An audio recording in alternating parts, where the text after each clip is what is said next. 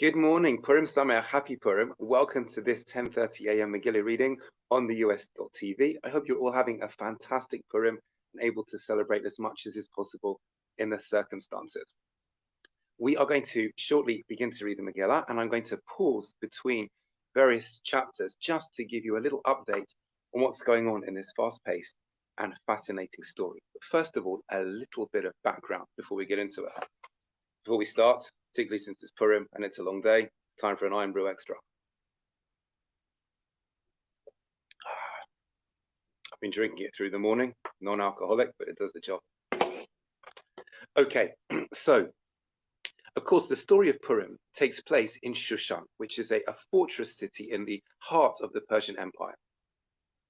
And it starts with the head of the empire, Achashverosh, who rules over 127 provinces.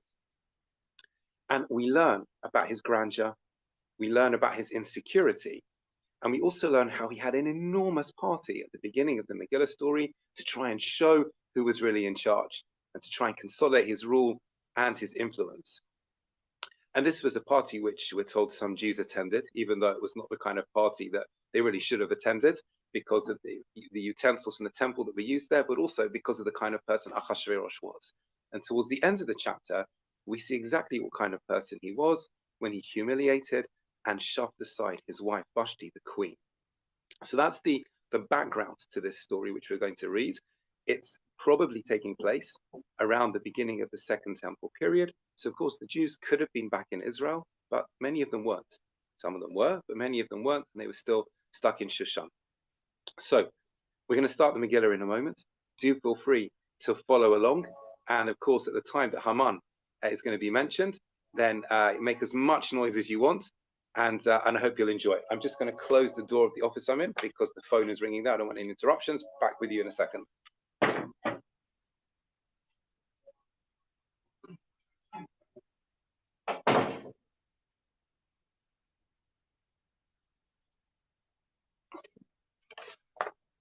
Okay, here goes the first chapter of the Megillah.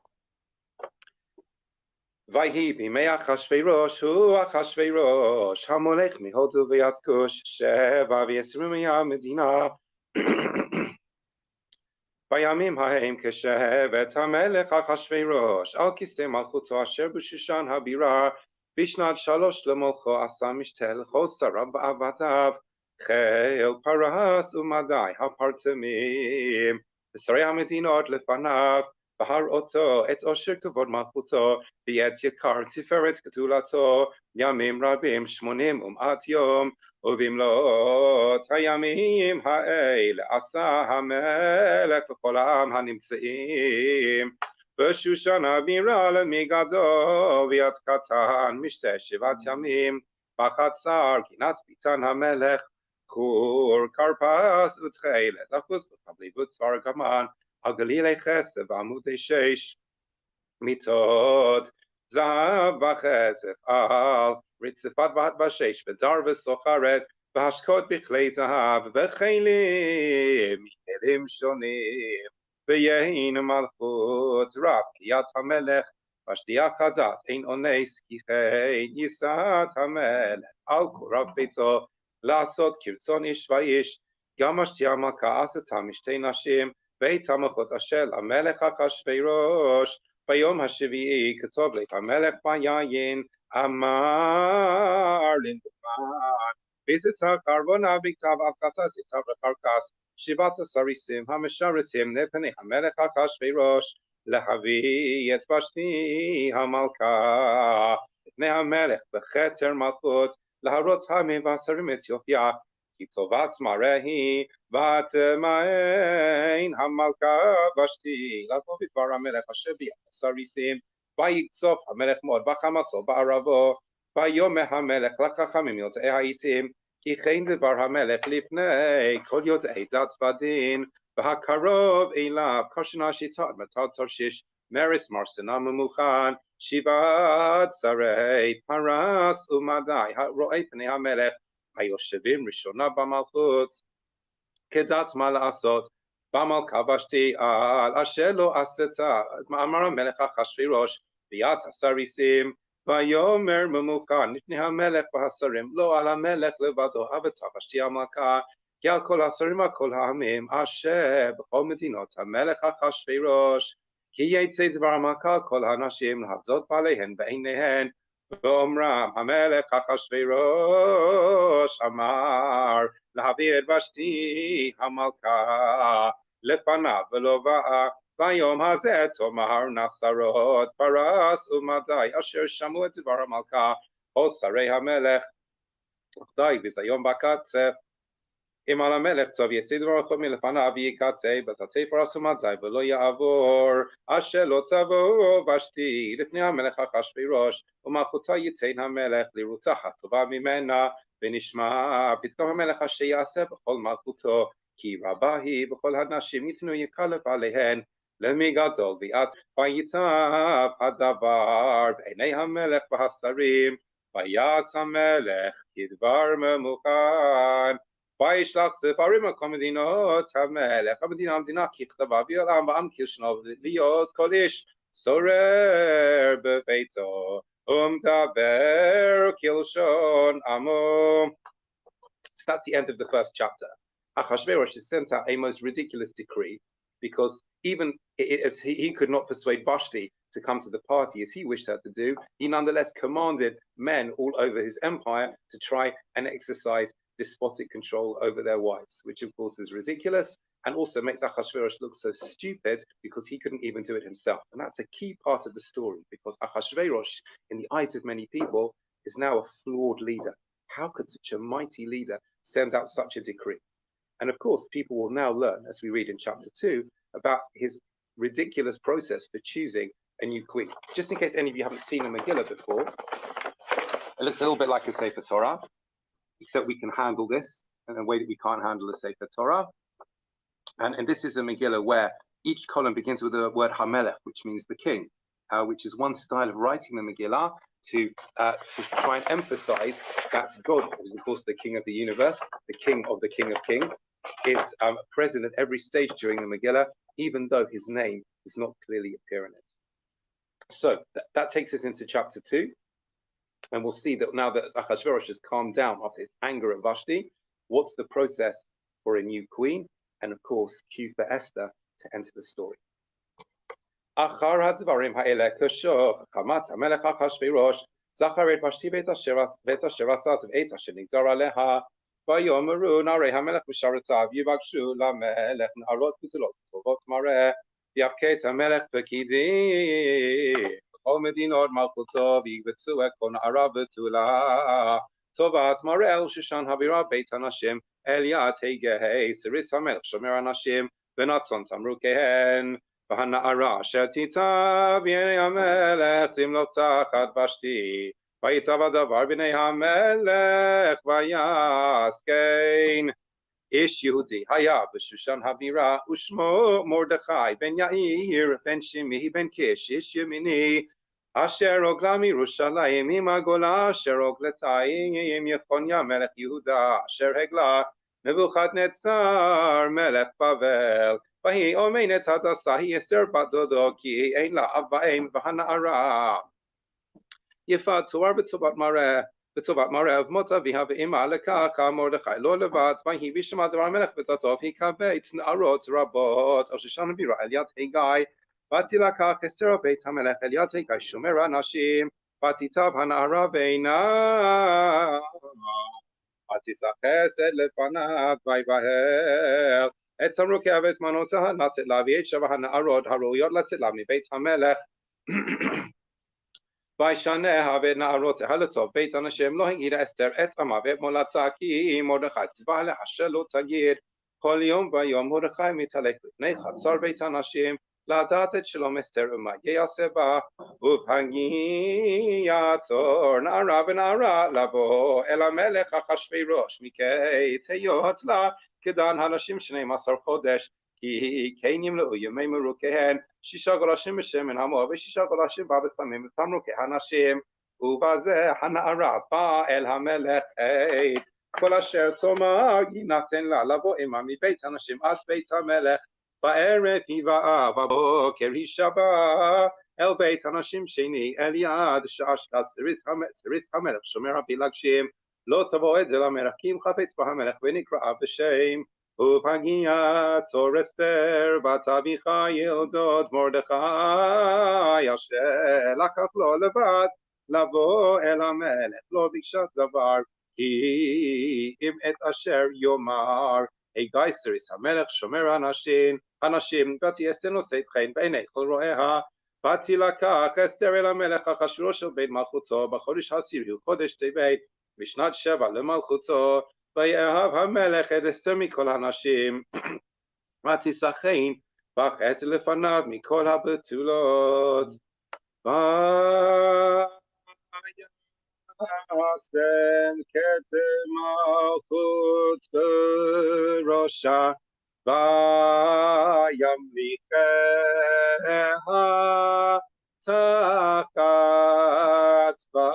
ושתי. ויעש המלך משתה גדול לכל שריו עבדיו, אין משתה אסתר והנחה למדינות עשה, ויתן מעשה את תקיעת המלך, יקבץ בתולות שנית, מרדכי יושב בשער המלך, אין אסתר מגדת מולדתה ביד עמה, כאשר ציווה עליה מרדכי, במאמר מרדכי אסתר עושה כאשר הייתה באומנה איתו. בימים ההם מרדכי יושב בשער המלך, קצף בגתן ותרש שני סריסי המלך משומרי הסף, ויבקשו לשלוח יד במלך אחשוורוש, ויבא הדבר למרדכי ויגד לאסתר המלכה, ותאמר אסתר למלך בשם מרדכי, ויבוקש הדבר וימצא, ויתעלו שניהם על עץ, וייכתב ספר דברי הימים לפני המלך. So that was an action-packed chapter. You may have picked up from the tune that I used at one point that Esther was crowned the queen, and of course Mordecai is also keeping tabs on her from outside the palace, trying to help her as well as possible. And he finds out of a plot by two of the king's courtiers who actually are treacherous, Bigtan and Teresh, a plot against the king. Mordecai warns Esther. Esther tells the king, in the name of Mordecai, it's stored up in the back of Ahasuerus, the king's mind, is a debt of gratitude he owes to Mordecai, which of course will become very significant later on in the story. Now, we're about to start chapter 3. I'm going to show you in the cloth. Chapter 3 is down here. You can see after this break in the cloth, it's like a kind of tab. If you were doing this in a computer, shows the break between these particular chapters. And chapter 3 is the rise of Haman. To get ready for booing and shouting, etc. And we are going to see what kind of character Haman is, and how he is a very egoistic person, very self-centered person, and how he tries to play the king. And this is part of Esther's role. She sees what's going on. Is she able to out-psych, so to speak, both Haman and King Ahasuerus? So, chapter 3 are our introduction to Haman, and also why he can't stand the sight of Mordecai, who does not want to give in to Haman's terrible grandstanding and recognize the danger Haman poses. And for this chapter, I'm going to have an assistant who's going to help me, particularly with dealing with Haman. It's chapter 3. אחר הדברים האלה גידל המלך אחשוורוש את המן בן המדעת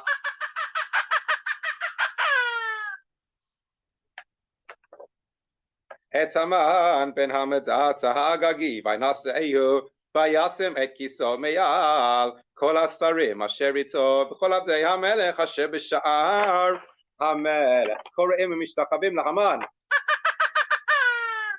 כן ציווה לו המלך ומרדכי לא יקרא ולא ישתחווה, ויאמרו עבדי המלך אשר בשער המלך למרדכי, מדוע אתה עובר את מצוות המלך?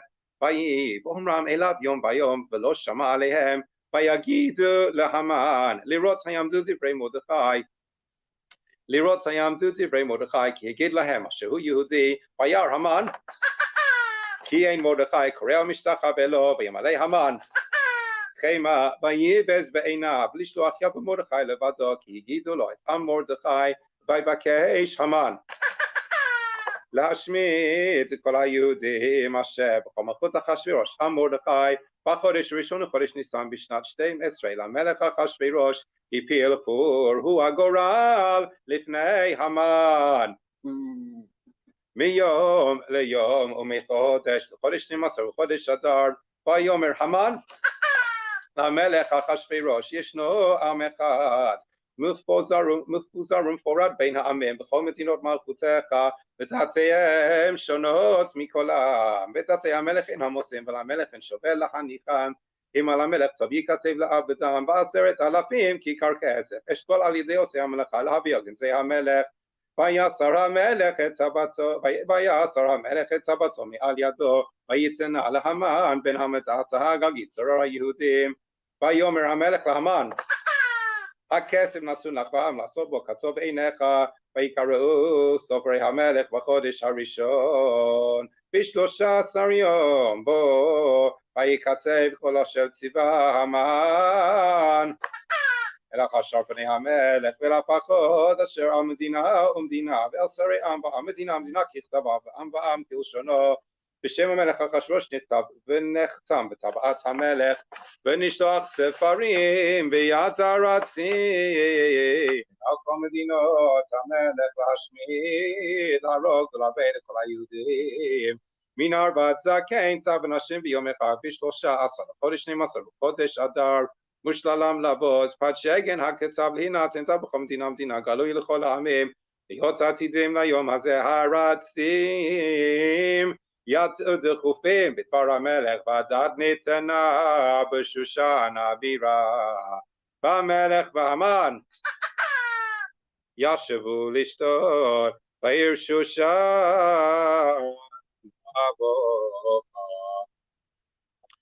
ומרדכי ידע כל אשר נעשה ויקרא מרדכי בגדיו וילבש שק ואיפה ויצא בתוך העיר ויזעק זעקה גדולה מרה וילבש שק ואיפה ויצא בתוך העיר ויזעק זעקה גדולה ומרה ויבוא עד לבני שער המלך כי אין לבוא שער המלך לבוש שק ומדינה מקום אשר דבר המלך ודתו מגיע אבל גדול ליהודים לצומח פי ומספד שק ואיפה יוצא לרבים ותבוא נערותיה ושריתיה ויגידו לה ותתקלקל המלכה מאוד ותשלח בגדים להלביש את מרדכי ולהסיר שקו מעליו ולא קיבל ותקרא אסתר להתך מסריסי המלך אשר העמיד לפניה ותצווה על מרדכי לדעת מה זה ועל מה זה ויצא התך מרדכי אל רחוב העיר שלפני שער המלך ויגיד לו מרדכי כל אשר קרא ויעץ פרשת הכסף אשר אמר המן לשקול על גזעי המלך ויהודים לעבדם ואת השגן כתב הדעת אשר ניתן בשושן להשביתם נתנו להראות את אסתר להגיד לה ולצוות עליה לבוא אל המלך התחנן לו בקש מלפניו עלמה יבוא התך ויגיד לי אסתר את דברי מרדכי ותאמר אסתר להתך ותצווה אל מרדכי כל עבדי המלך ומדינות המלך יודעים אשר כל איש ואישה אשר יבוא אל המלך אל החצר הפנימית אשר לא יקרא אחד דתו לעמד לבד מאשר יושיט לו המלך את שביט הזהב בחיה ואני לא נקראתי לבוא אל המלך זה 30 יום ויגידו לו מרדכי את דברי אסתר ויאמר מרדכי להשיב אל אסתר אל תדמי בנפשך למלא בית המלך מכל היהודים כי אם החרש תחרישי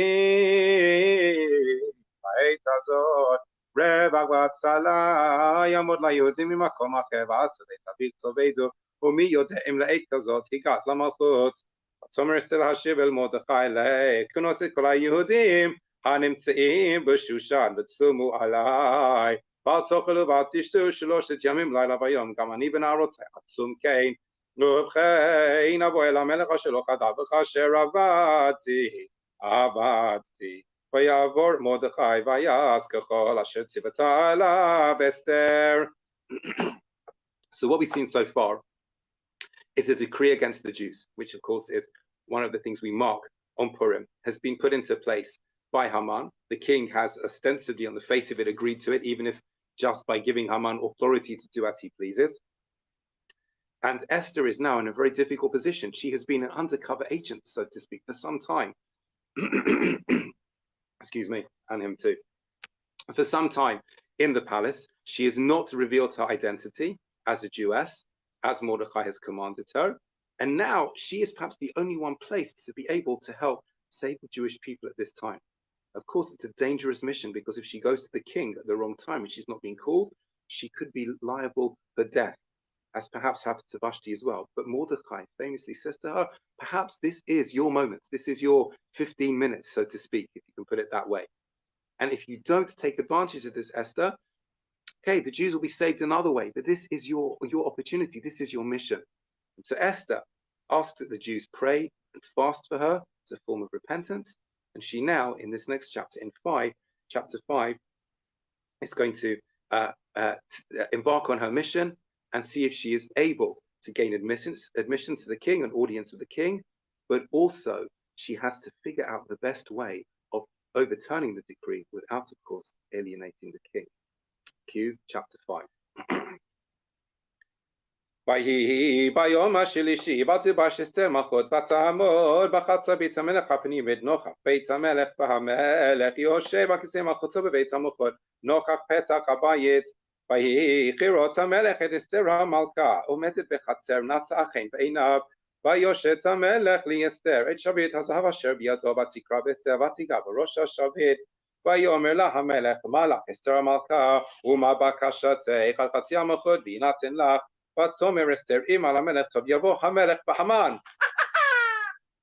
היום אל המשתה אשר עשיתי לו ויאמר המלך מהרו את המן לעשות את דבר אסתר ויבוא המלך בהמן אל המשתה אשר עשתה אסתר ויאמר המלך לאסתר במשתה היין מה שאלתך ויינתן לך ומה בקשתך עד חצי המלכות ותעש ותען אסתר ותאמר שאלתי ובקשתי אם מצאתי חן בעיני המלך ואם על המלך טוב לתת את שאלתי ולעשות את בקשתי יבוא המלך בהמן אל המשתה אשר עשה להם אחר כדבר המלך ויצא המן ביום ההוא שמח וטוב לב בחירות המן את מרדכי בשער המלך ולא קם ולא זע ממנו וימלא המן על מרדכי חמה ויצפק המן ויבוא אל ביתו וישלח ויבא את אוהביו ואת זרש אשתו ויספר להם המן את כבוד ראשו ורוב בניו ואת כל אשר יגידו לו המלך בית השם נשאו השרים ועבדי המלך ויאמר המן אך לא הביאה אסתר המלכה עם המלך על משתה אשר עשה תקים אותי וגם למחר אני קורא לה עם המלך בכל זה איננו שווה לי בכל עת שאני רואה מרדכי היהודי יושב בשער המלך ותאמר לו זרש אשתו בכל אוהביו יעשו עץ גבוה 50 אמה ובבוקר אמור למלך וידלו את מרדכי עליו ובוא עם המלך אל המשתה שמח ויצב הדבר לפני המן ויעש העץ. So of course Esther has invited the king and Haman to a party, but she keeps them in suspense. The king says, what do you want, Esther? And Esther says, oh, come back to another party tomorrow, then I'll tell you. The king might be wondering, what's going on? Why is Esther inviting me and Haman? Is there some collusion? What's going on over here? Is this another palace plot or palace intrigue? And he goes home and he feels very happy, but he's still angry about Mordecai. The fact that Mordecai will not bow down to him is something which makes him feel completely exposed, and also nothing is worth it for him if Mordecai will not bow down to him. His hatred is such he wants to get rid of all the Jews in this way. So his wife Zeresh says to him, "Here's a good idea. Build gallows 50 cubits high." That's very, very high. Cubit is from here to the top of the fingers. 50 high. Everyone will see, and then you know what? Everybody will see when you've hung Mordecai. And Haman says, let's do this. We're doing this right now, even if it's the evening and the end of the day. Okay, we'll move in a moment into chapter 6.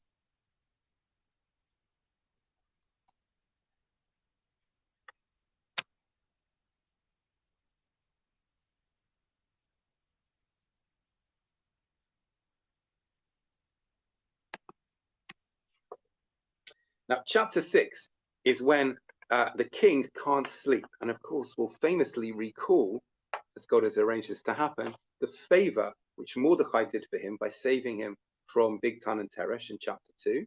And with delicious timing, this will all happen as Haman, in the middle of the night or towards the end of the night, when the king can't sleep, happens to have come to the palace, inevitably arousing the king's suspicions, and wants to ask the king to hang Mordecai. So what an incredible collision of events, which of course will come out in Mordecai's favor. And if up until now Haman's stock has been rising, a bit like this on a graph, it's about to spectacularly crash in chapter 6, which begins by Laylahu, that night, which we understand may well have been the Seder night, which of course is the night of salvation in Jewish history. Okay, so we'll move into chapter 6 as follows.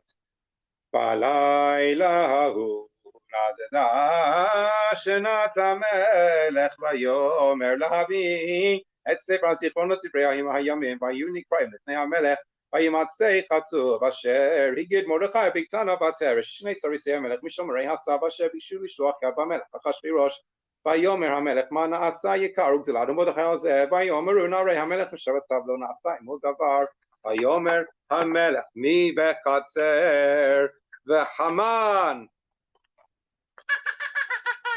bala chatzar beit hamelech hachitzona leimor lamelech litlotet et Mordechai al ha'etz asher hichin lo vayomeru narei hamelech elav hinei Haman omed bechatzer vayomer hamelech yavo vayavo Haman.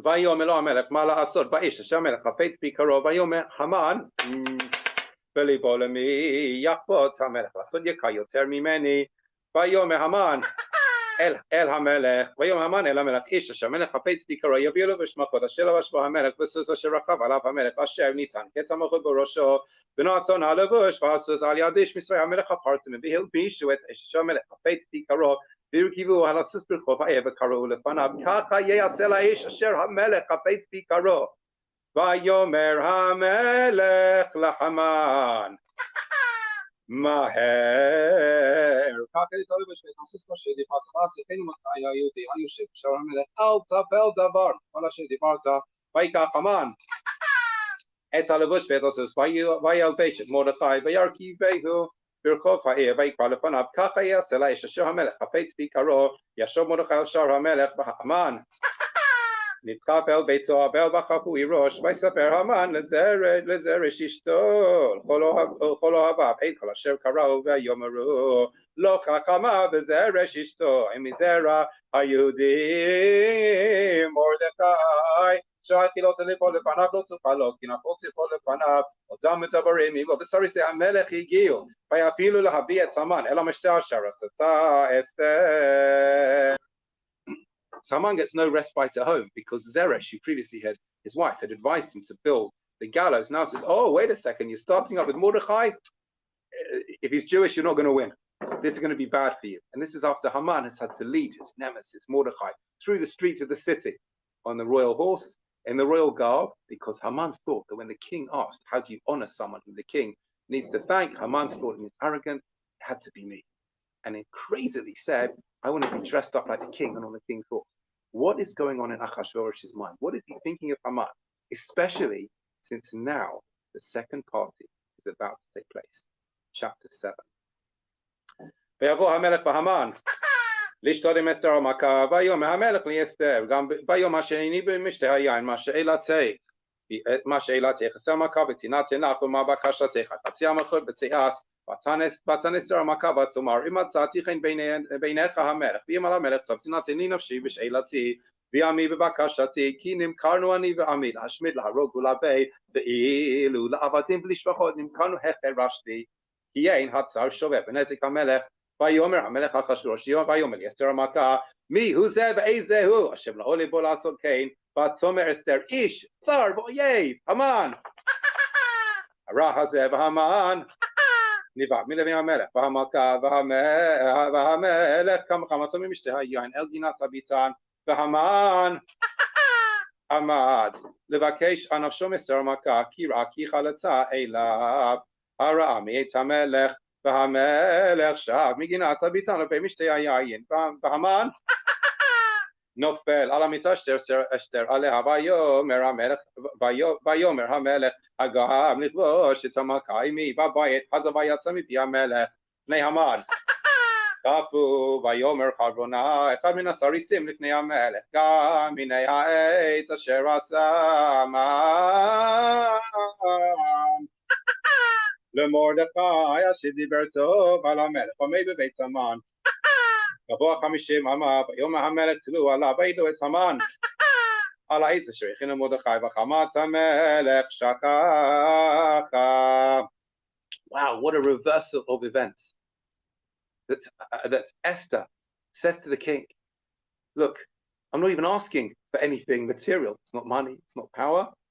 Just myself and my people are about to be killed. And of course, the implication is that you, as the king Achashverosh, are somehow implicit, because that could only happen with your go-ahead.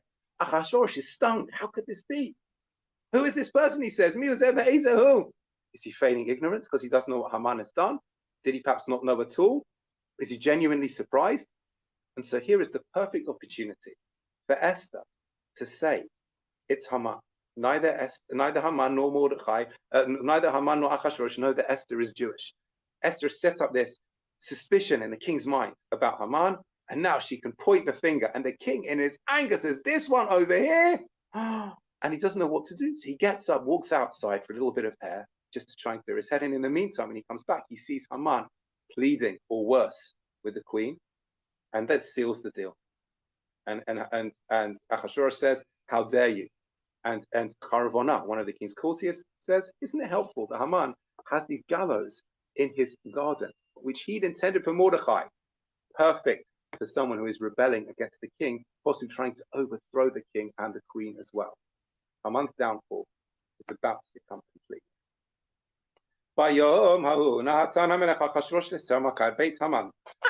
So Rabbi Yehudim and Mordechai bא לפני המלך, כי הגיד אסתר מהולה, ויסר המלך את צוואתו אשר הביא מהמן.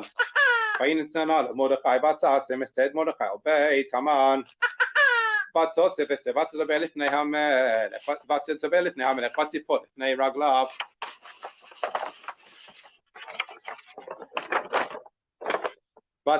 ותתחנן לו להביא את רעד המן האגגי ואת מחשתו אשר חשב על היהודים. ויושט המלך לאסתר את שריד הזהב, ותקום אסתר ותעמוד לפני המלך ותאמר, אם על המלך טוב אם מצאתי חן לפניו וכשר דבר לפני המלך וטובה אני בעיניו, ייכתב להשיב את הספרים מחשבת המן בן המדת האגגי אשר כתב לאבד את היהודים אשר בכל מדינות המלך, כי איכך אוכל וראיתי ברעה שימצא את עמי, ואיכך אוכל וראיתי באובדן מולדתי. ויאמר המלך אחשוורוש אסתר מכל מרדכי היהודי, הנה בית המן נתתי לאסתר ואוצרות לו על העץ על אשר שלח ידו ביהודים, ואתם כתבו על היהודים כתוב בעיניכם בשם המלך וחיתמו בטבעת המלך, כי כתב אשר נכתב בשם המלך ונחתום. טבעת המלך אין להשיב. ויקראו סופרי המלך בעת ההיא בחודש השלישי חודש סיוון ב23 בו, וייכתב כל אשר ציווה מרדכי על היהודים ולאחר שתי פנים והפחות בצרי המדינות אשר מהודו ועד כוש 17 מדינה ככתוב אביהם ועם כלשונו, אבי על היהודים ככתבם בכל שונם. ויכתוב בשם המלך אחשוורוש ויחתום טבעת המלך, וישלח ספרים ביד הרצים והסוסים רוכבי הרכש החשטרנים בני הרמתיים אשר נתן המלך ליהודים אשר בכל עיר ועיר להיקרב לעמוד על נפשם, להשמיד, להרוג ולבית את כל חיל העם במדינה, צריכים אותם טף ונשים ושלם לבוז ביום אחד בכל מדינות המלך אחשוורוש ב13 לחודש 12 לחודש אדר פתשגן הכתב להינתן בכל מדינה גלוי לכל העמים, להיות היהודים עתידים ליום הזה להינקם מאויביהם הרצים רוכבי הרכש החשטרנים יצאו מבוהלים ודחופים בדבר המלך, והדת ניתנה בשושן הבירה ומרדכי יצא מלפני המלך בלבוש מלכות זכית הבחור ועצר את הגדולה ותכריך בצוואר גמן העיר שושן צהלה ושמחה ליהודים היצרה בשמחה וששון ויקר כל מדינה בכל עיר ועיר מקום אשר דבר המלך ודתו מגיע שמחה וששון ליהודים משתה ביום טוב ורבים מעמי הארץ מתייחדים כי נפל פחד היהודים עליהם. Well, Mordechai, his identity is now revealed. He has now been put in charge of Haman's affairs. And even though the king cannot withdraw his original decree, that would, of course, cause great embarrassment. And that's not the way the king can act, even if people thought that this decree was a crazy one, decree against the Jews after the king's created decree against Vashti.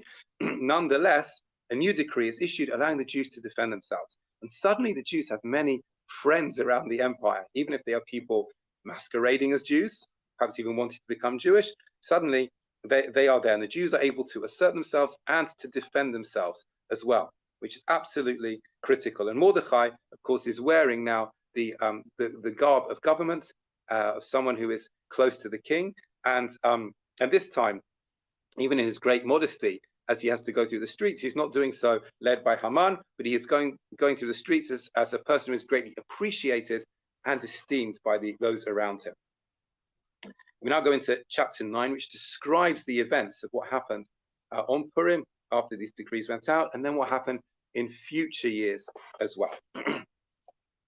And get ready in particular for the listing of the names of the 10 sons of Haman who also were hung in an attempt to bring to an end the line of Amalek, our arch nemesis, who has attacked us throughout the generations, and of whom Haman is an exemplar of.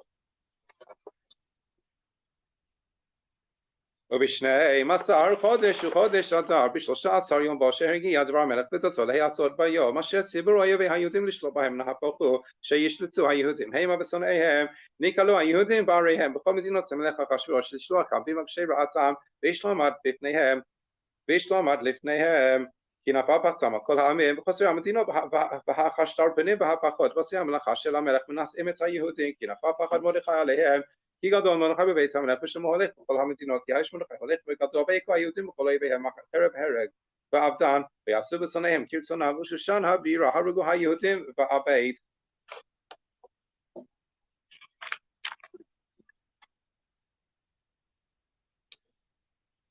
חמש מאות איש ואת פרשנדת ואת אפון ואת רצפתה ופורתה ואת הדליה ואת ארידתה ואת פרמשתה ואת אריסה ואת ארידה ובייזתה 10 בני המן בן המדעת עצרו היהודים הרגו בביזה לא שלחו את ידם ביום ההוא במספר ההרוגים בשושן הבירה לפני המלך ביום המלך ואסתר המלכה בשושן הבירה הרגו היהודים ואבד 500 איש הרגו היהודים ואבד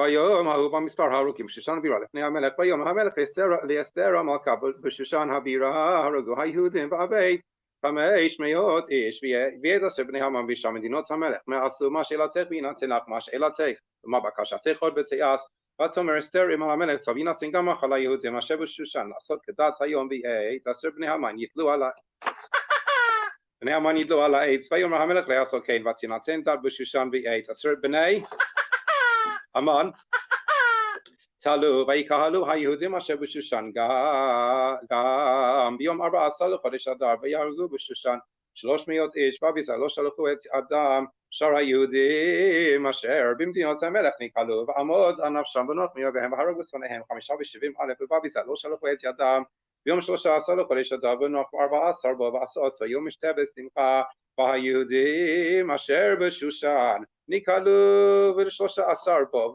ו14 בו ונוח ו15 בו ועשו אותו יום משתה בשמחה על כן היהודים הפרזים היושבים בערי הפרזות עושים את יום 14 לחודש אדר שמחה משתה ביום טוב ומשלוח מנות איש רעהו ויכתוב מרדכי את הדברים האלה, וישלח סברים לכל היהודים אשר בכל מדינות המלך אחשוורוש הקרובים הרחוקים לקיים עליהם להיות עושים את יום 14 לחודש אדר ואת יום 15 בו כל שנה ושנה כימים אשר הלכו בהם היהודים ויהיה בהם החודש אשר נפח להם יגון את שמחם יהיה ולא יום טוב לעשות אותם ימי משתה ושמחה משלוח מנות אשריהו ומתנות לאביונים וקיבל היהודים את אשר החלו לעשות ויהיה את אשר כתב מרדכי עליהם כי המן בן המדת האגגי צורף כל היהודים חשב על היהודים לעבדם והפיל פור הוא הגורל להוממול ולעבדם ובואך לפני המלך אמר עם הספר ישוב מחשבתו הרעה שחשב על היהודים על ראשו ותלו אותו ובניו על העץ על כן קראו לימים האלה פורים השם עקוב על כן על כל דברי האיגרת הזאת ומה ראו על כך ומה הגיע עליהם קימו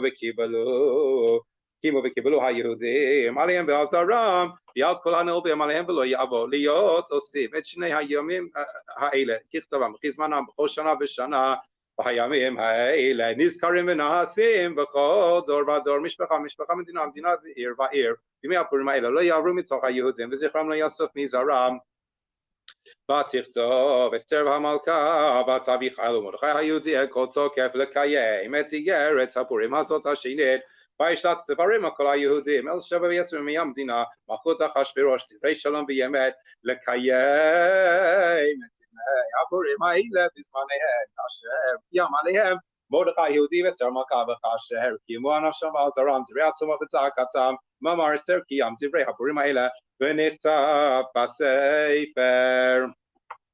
So that's the end of chapter 9, which is the longest chapter of the Megillah, has in it also, to the best of my knowledge at least, the longest verse in the entire Bible. And it lays out, as we mentioned, the way we celebrate Purim today, the mitzvot of Mishloach Manot, of sending gifts of food to friends and to others, of Matanot Evyonim, of being even more charitable than usual on Purim, and also of the Purim Seudah, and having the a special meal to celebrate Purim as well. And we have allusions to the mitzvah of reading the Megillah in this chapter as well. Mordechai and Esther sent out instructions and letters, and over the subsequent years to the Megillah, we see from this description here how Purim was celebrated in the way that we are familiar with today. The final chapter, very, very short, opens with Achashverosh issuing taxes, extra taxes all over the kingdom. When I was a kid, I'm sure a number of you watching had this experience as well. There was lots of booing at this point in the Megillah as well. And perhaps this was to pay for his extravagances at the beginning of the Megillah, where he had the party for 180 days, where wine flowed with no expense spared. But of course, he gives us an insight into the politics of the time. He evidently felt strong enough to do this, and in a position where he needed to have these particular funds. And then the Megillah will close by describing that Mordechai was great amongst everybody, tried to find peace and truth, and to spread that between people. And even though not everybody agreed with him the whole time, Mordechai nonetheless remained a distinguished figure, a true servant of God, an altruistic servant of God who wanted the very best for his people. And Mordechai and Esther, of course, remain role models through their incredible deeds in the Megillah for Jews throughout history. וישם המלך אחשוורוש מס על הארץ ויהי הים בכל מעשה תקבו גבורתו ופרשה גדולה מרדכי שגדלו המלך הלוהים כתובים על ספר דברי הימים למלכי מדי ופרס כי מרדכי היהודי משנה למלך אחשוורוש וגדול היהודים ורוצים לרוב אחד דורש טוב לימו ודובר שלום לכל זרעו. That concludes the Megillah. Thank you so much everyone for joining us. If you want to read more about the Megillah, of course, you can look on our website, and you can also look at the Steinsaltz Center for a download of the late Rabbi Adin Steinsaltz of blessed memory Megillah, which has fascinating maps and other descriptions in it as well. If you Google that on the internet, I imagine you'll be able to find it. In the meantime, have as joyous a day as possible. Look out, of course, for the US in Your Pocket WhatsApp group, which you can see in the You and Us email this week. You can see links to it, which has some I hope some absorbing and interesting pieces of inspiration from the Jewish Library of Learning on Purim and next week on Pesach. And I wish you a wonderful rest of Purim and a wonderful Shabbat ahead. Thank you so much for joining. Thanks to our technical team, and Chag Purim Sameach.